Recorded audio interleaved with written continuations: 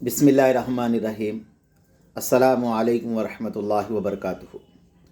अल्लाहुम्मा सल्लि अला मुहम्मद व अला आलि मुहम्मद कमा सल्लैता अला इब्राहीम व अला आलि इब्राहीम इन्नका हमीदुम मजीद। अल्लाहुम्मा बारिक अला मुहम्मद व अला आलि मुहम्मद कमा बारकता अला इब्राहीम व अला आलि इब्राहीम इन्नका हमीदुम मजीद। मेरे भाई बुजुर्गों, दोस्तों, अल्लाह आप लोगों को खुश रखे, सलामत रखे, हिफ्ज़ व अमान में रखे। आज मेरे दोस्तों, मेरा बात करने का मकसद ये है कि कोई चीज़ को फॉरवर्ड करना, यानी आगे भेजना, आगे बात बोलना, आगे पहुंचाना, ये तीन मतलब एक ही है। तो मेरे दोस्तों, हज़रत मौलाना पालन हक़ानी साहब एक किताब लिखे, शरीयत जहालत। उसके अंदर मौलाना ने एक हदीस को लिखा है। एक हदीस को मौलाना पालन हक़ानी साहब ने लिखा है कि अल्लाह के नबी अलैहिस्सलाम ने इरशाद फरमाया, मुर्दों की ग़ीबत ना करो। किसकी मेरे दोस्तों? मुर्दों की। तो फिर हुज़ूर अलैहिस्सलाम ने फरमाया, मुर्दों की ग़ीबत ना करो, इससे मुर्दों को तो कुछ नहीं होगा, मगर फरमाया ज़िंदे जो होंगे उनके रिश्तेदारों को तकलीफ़ होगी। ज़िंदे जो होंगे उनके रिश्तेदारों को तकलीफ़ होगी। अब मेरे दोस्तों, मेरे बुज़ुर्गों, ये हदीस को अगर हम सामने रख कर बात करें, ये हदीस को ये सामने रख कर बात करें, तो मेरे दोस्तों, मेरे बुज़ुर्गों, फरमाया जो लोग मर गए उनके बारे में ग़ीबत करेंगे तो उनको तो कुछ नहीं होगा, मगर उनके रिश्तेदार होंगे, जो उनके बीवी बच्चे होंगे, उनके भाई होंगे, उनके रिश्तेदार होंगे, उनको तकलीफ़ होगी। तो मेरे दोस्तों, मेरा बात करने का मकसद ये है कि अगर फरमाया कि अगर किसी का इंतकाल हो जाए, अगर कोई मर जाए, तो मेरे दोस्तों उसके बारे में ऐसे बातें फैला देना, ऐसी बातें बोल देना जो हकीकत नहीं है, हकीकत नहीं है। और मेरे दोस्तों, अल्लाह के नबी जनाब मुहम्मद रसूलुल्लाह सल्लल्लाहु अलैहि वसल्लम इरशाद फरमाया, आदमी झूठा होने के लिए काफ़ी है जो भी बात सुने बग़ैर तहक़ीक़ के लोगों में बयान कर दे। आज मेरे दोस्तों, बोलने का तो दौर चले गया। अभी तो एक ज़माना था आदमी बोलने के लिए लोग एक जगह जमा होना पड़ता था, एक जगह बैठना पड़ता था, बोलना पड़ता था। आज मेरे दोस्तों, आज बोलने का दौर कहाँ पर है? किससे मुलाकात हो रही है? आज तो मेरे दोस्तों महीने गुजर जाते हैं, कभी खालू का चेहरा नहीं देख सके, महीने गुजर जाते हैं, माँ बाप का चेहरा नहीं देख सके। ऐसे दौर से हम गुजर रहे हैं। लोग चांद पे जो है मेरे दोस्तों कुछ ही देर के अंदर चले गए, मगर रिश्तेदारों के पास मेरे दोस्तों मिलने के लिए सालों गुजर जा रहे। ऐसे दौर के अंदर हम ज़िंदगी गुजार रहे हैं। तो मेरे दोस्तों, फरमाया अल्लाह के नबी ने क्या कहा, वो आदमी झूठा होने के लिए काफ़ी है बग़ैर तहक़ीक़ के लोगों में बयान कर दे। तो मेरे दोस्तों, मौलाना तारिक जमील साहब के बेटे का इंतकाल कैसा हुआ वो अल्लाह जानता है। हम सबको मालूम है, सोशल मीडिया के अंदर हम देख रहे हैं। हज़रत अपनी ज़बान से, उनके भाई, उनके बेटे खुद अपनी ज़बान से ये कहे कि ऐसी हालत पेश आई, मगर लोगों ने पेपर उनका इंतकाल होते क्या डाल दिए कि भाई किसी ने हमला कर दिया, किसी ने मार दिया। मेरे दोस्तों, झूठा होने के लिए काफ़ी है। और मेरे दोस्तों, हज़रत मौलाना यूनुस साहब पालनपुरी अपनी किताब बिखरे मोती के अंदर एक वाक़या लिखे। वो वाक़या ये है कि फरमाया कि इलाक़े के अंदर एक खातून का इंतकाल हुआ, खातून का इंतकाल हो गया। अब मेरे दोस्तों, उसको जब ख़वातीन गुस्ल देने लगी तो फरमाया उसके अंदर से एक खातून ने उस औरत को पानी नहलाते हुए उसके पैर पे हाथ रख कर कहा, ये औरत के बारे में क्या तुझे मालूम है? तो दूसरी जो औरतें गुस्ल देने के लिए जो मदद कर रही थी, उन्होंने पूछा इसके बारे में तुझे क्या मालूम है? कहा कि फ़लाँ मर्द के साथ इस औरत का चक्कर है। ये बात सुनना था। अब मेरे दोस्तों, ये बात उस औरत ने कहकर बात भूल गई। बोल के कुछ ही देर हुए उसका जो हाथ उसके पैर पे रखा हुआ था, रखा हुआ था, वहाँ पर ही चिपक गया। वो हाथ पकड़ लिया। अल्लाह ने दुनिया के अंदर बताया, देखो ऐसा करोगे तो ऐसा होगा। अब पकड़ लिया हाथ, पैर को चिपक गया हाथ। अब हाथ पैर को चिपक गया। अब बाहर अब मर्द हजरात ये कह रहे हैं, अरे कितनी देर हो गई गुस्ल देने के लिए, जनाजे को जल्दी लाओ, जनाजे की नमाज पढ़ना है, फिर हमें दफनाना है, रात हो रही है। कई वक्त गुजर गया, रात शाम हो गई।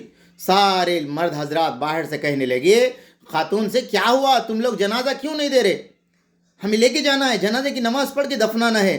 तो उसके अंदर से वो जो औरत कहने लगी कि एक हाल ये हो गया, मैं उसको पैर पे कुछ साबुन से धो रही थी, लगड़ रही थी, मल रही थी, उस वक़्त मेरा हाथ उसके पैर को पकड़ लिया। तब लोग कहने लगे क्या किया जाए? लोग ये कह रहे थे कि वो औरत का हाथ काट दिया जाए। तो उसके रिश्तेदार कहने लगे कि भाई हम हमारे ज़िंदी औरत का, हमारे रिश्तेदार का हम हाथ काटने नहीं देंगे। तो लोग ये कह रहे थे कि अच्छा जो हाथ पकड़ लिया वहाँ से चमड़ा कट कर लेंगे। تو لوگ کہہ رہے تھے کہ ہمارے مرحوم کی ہم جو ہے نا بے حرمتی کرنے نہیں دیں گے جسم کی. اب میرے دوستو بتاؤ کیا ہوگا؟ دو قبیلے والے، دو خاندان والے یہ کہہ رہے ہیں کہ ہم ایسا کرنے نہیں دیں گے. ایک کہہ رہے ہیں کہ ہاتھ کاٹ دو، ایک کہہ رہے ہیں کہ نہیں ان کا جو ہے نا جہاں پر لگا ہوا ہے وہاں سے گوشت کاٹ لیں گے. اب میرے دوستو ایسی ہو گیا، اب کو دو ماننے کے لیے تیار نہیں.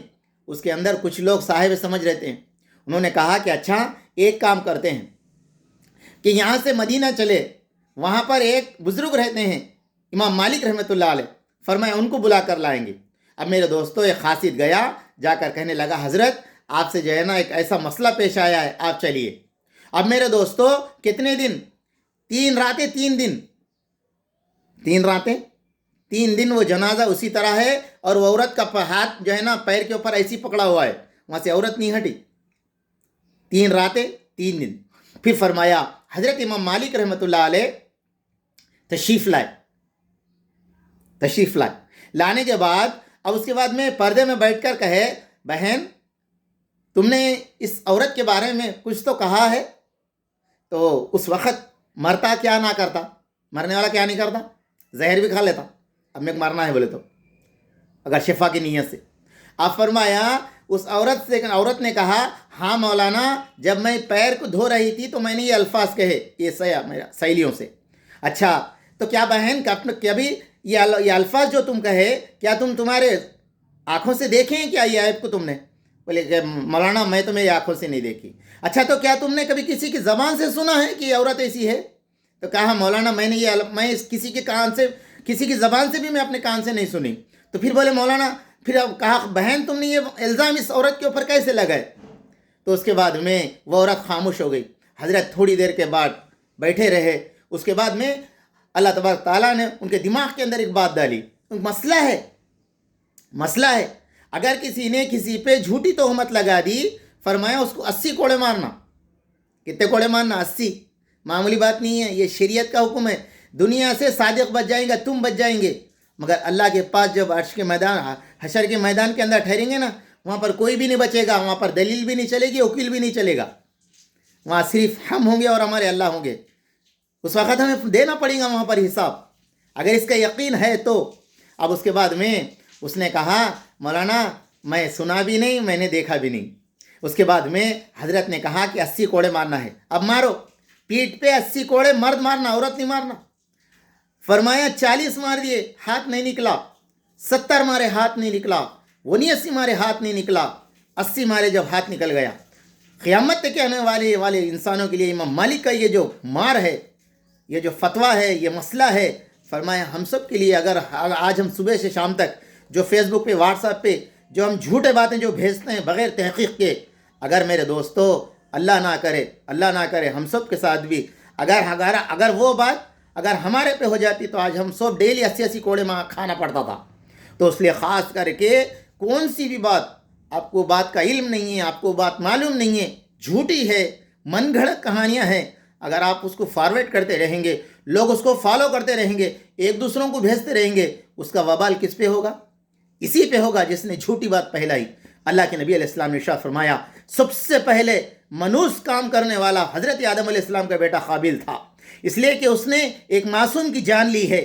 دنیا کے اندر جتنے قیامت تک مرڈر ہوں گے ان سب کا گناہ اس کے اوپر ہوگا، قابیل کے اوپر، اس لیے کہ اس نے بھائی کو ختم کیا اور سب سے پہلے یہ منوس چیز کی ایجاد کیا کام کا. اسی لیے میرے دوستو جو چیز بھی تمہارے پاس آئی اسے بغیر تحقیق کے لوگوں کو پہنچانے سے بچے، ورنہ جس لوگوں کے پاس بھی جائیں گی وہ ان سب کا گناہ تمہارے پہ ہوگا، اس لیے کہ تم نے اس کو فارورڈ کیا ہے. اللہ کرے کہ ہمیں ایسی باتوں سے، ایسی بات کرنے سے اللہ ہم سب کی حفاظت کرے. اگر کسی کے بارے میں کوئی برائی کر رہا ہے تو ایک بات یہ کہہ دینا، حضرت ذوالفقار صاحب لکھے نہیں بھائی میں جہاں تک جانتا ہوں وہ بندہ نمازی ہے، اتنا تو کہہ دو.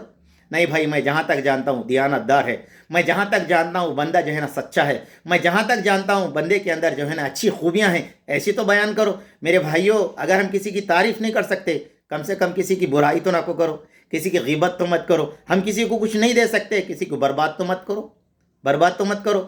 اگر ہم اس کی تعریف سننے کے قابل نہیں ہیں تو پھر فرمایا اس کی برائی بھی مت کرو. اس لیے کہ آج دنیا تو تعریف سننے کی قابل نہیں ہے. خود کی تعریف آپ پورے آسمان کو لگ جاری، اور میرے دوسروں کی تعریف، چھوٹی سی تعریف بھی سننے کے لیے آدمی گوارا نہیں کر رہا. اللہ ہم سب کی حفاظت کرے.